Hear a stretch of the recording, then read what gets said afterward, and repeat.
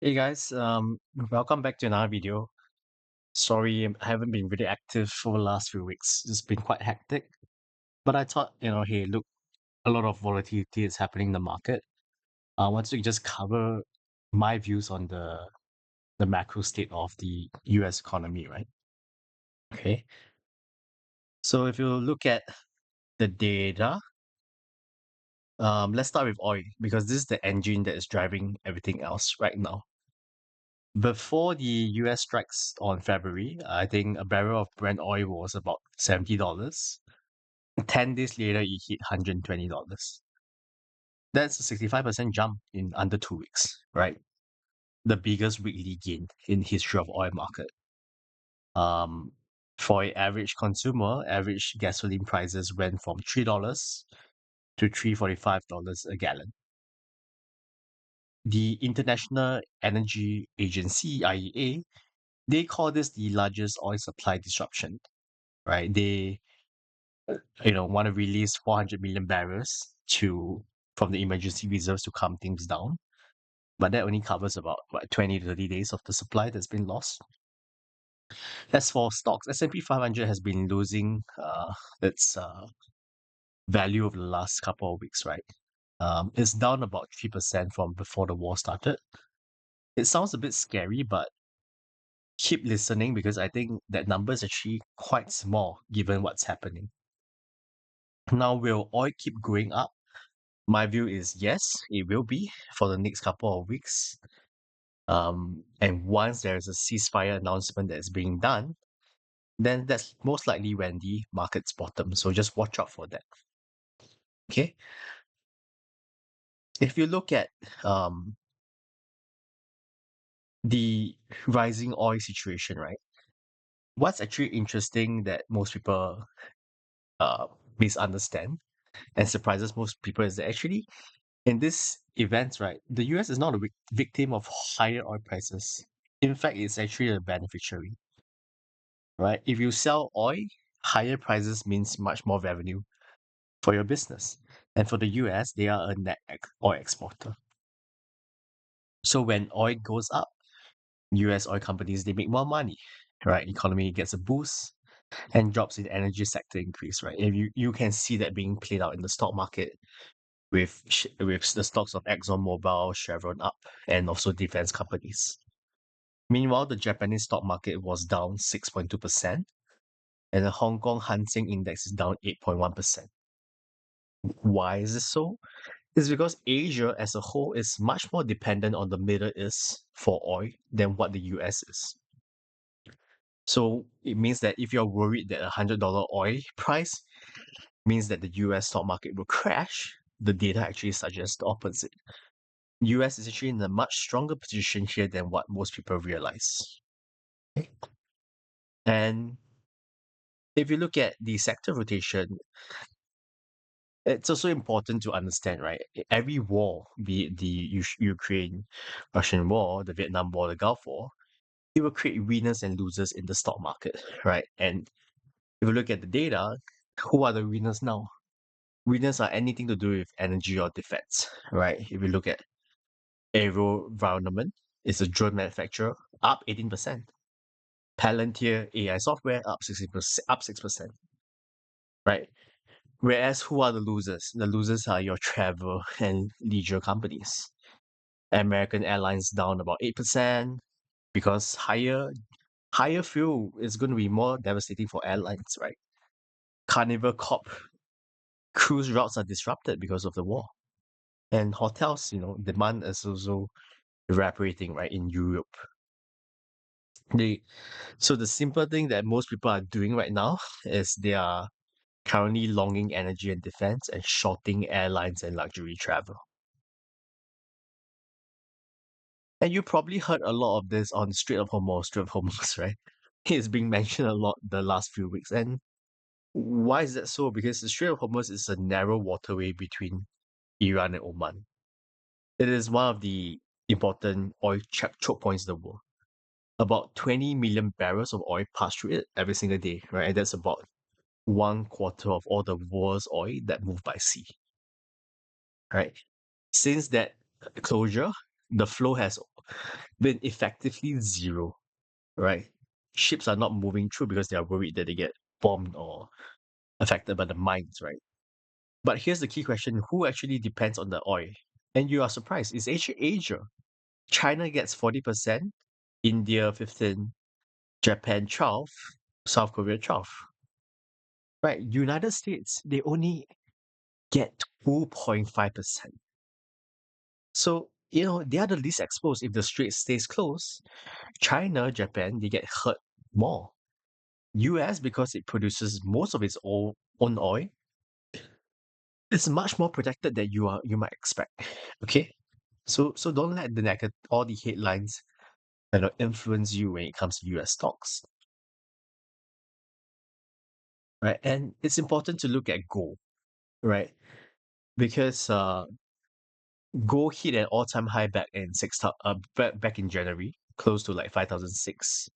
And then of course, when the strikes happened, it briefly spiked and then sold off now that people are taking profit and then now back up. Right? Um all the major banks, your big banks, they are having gold as price target between 5,007 to 6,003. And why this is interesting to me is I believe that gold is really the only safe haven right now. Look at bonds. They in this war. Normally when there's a crisis, normally there's a war, what do as investors?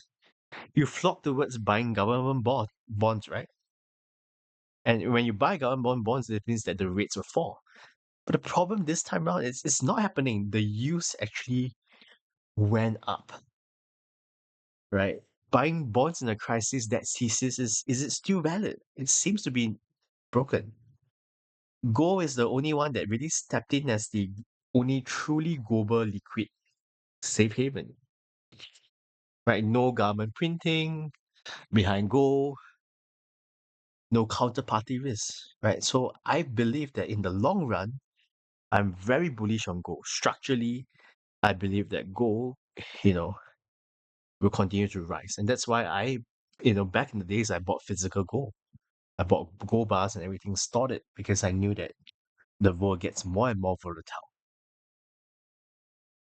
Okay. And of course, it's important to understand when will this war end. And nowadays we use that prediction markets, right? Because prediction markets are so accurate now. Why? Because they reflect real-time sentiment. People are using real money to bet on outcomes, right? And based on the betting trends, you can see that majority of people are saying that they are pricing in the war to end around base case end of May, 52%, and worst case end of June, 56%. Right. So market is thinking that probably this will run until May or June, sorry. And also Iran Supreme Leader, right? The language he's using, he said the straits will stay closed as a pressure tool.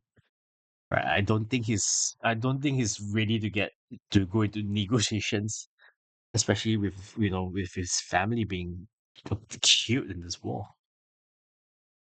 But what we need to understand is once the ceasefire is announced, I do expect the markets to bounce sharply. And Ireland, yeah.